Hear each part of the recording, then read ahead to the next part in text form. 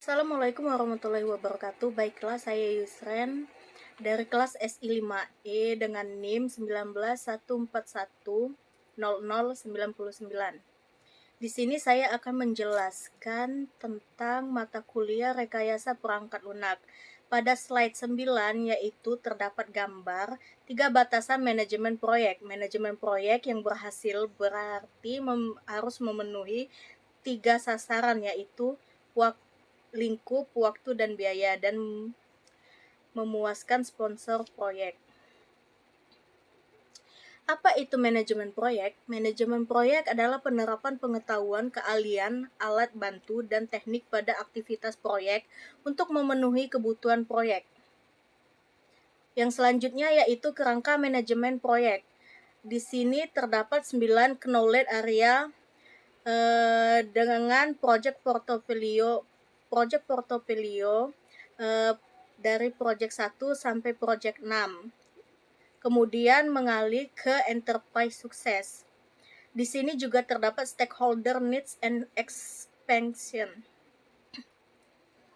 Stakeholder proyek ialah stakeholder berarti adalah orang-orang yang terlibat atau dipengaruhi oleh aktivitas-aktivitas proyek.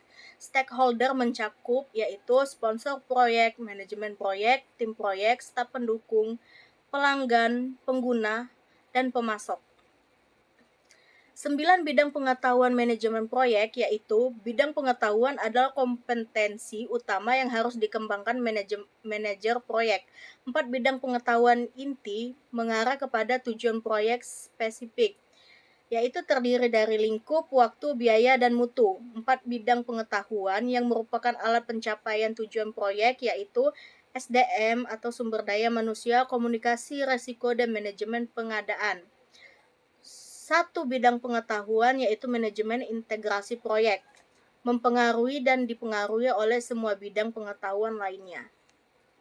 Alat bantu dan teknik manajemen proyek yaitu alat bantu dan teknik manajemen proyek membantu manajer proyek dan timnya dalam berbagai aspek manajemen proyek. Alat bantu dan teknik spesifiknya yaitu karta proyek, pernyataan lingkup, dan WBS atau lingkup, Gantt chart, diagram jaringan, analisis jalur krisis, penjadwalan rantai krisis atau waktu, dan estimasi biaya dan Eitner Value Management atau yang sering disebut biaya.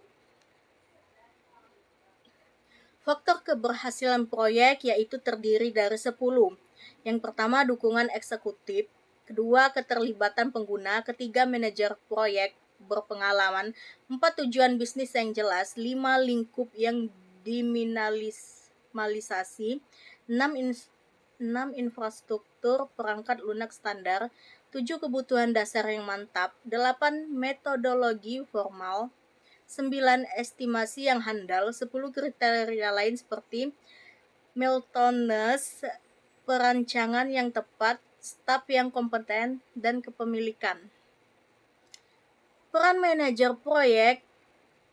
Deskripsi kerja bervariasi, tapi sebagian besar mencakup tanggung jawab seperti perencanaan, penjadwalan, koordinasi, dan bekerja sama untuk mencapai sasaran proyek. Ingat bahwa 97% proyek yang sukses dipimpin oleh manajer proyek yang berpengalaman. Kemudian di sini terdapat keahlian yang disarankan bagi manajer proyek. Manajer proyek memerlukan keahlian keras dan keahlian lunak. Keahlian keras yaitu mencakup pengetahuan produk dan tahu bagaimana menggunakan berbagai alat bantu dan teknik manajemen proyek. Kemudian keahlian lunaknya mencakup kemampuan untuk bekerja sama dengan berbagai macam orang. Selain itu juga ada keahlian yang disarankan bagi manajer proyek seperti yang ada di slide PPT tersebut, yaitu keahlian komunikasi, keahlian organisasional, keahlian membangun tim, keahlian memimpin, keahlian menangani, keahlian teknologi. Baiklah, sekian yang dapat saya sampaikan, lebih dan kurangnya saya mohon maaf. Terima kasih.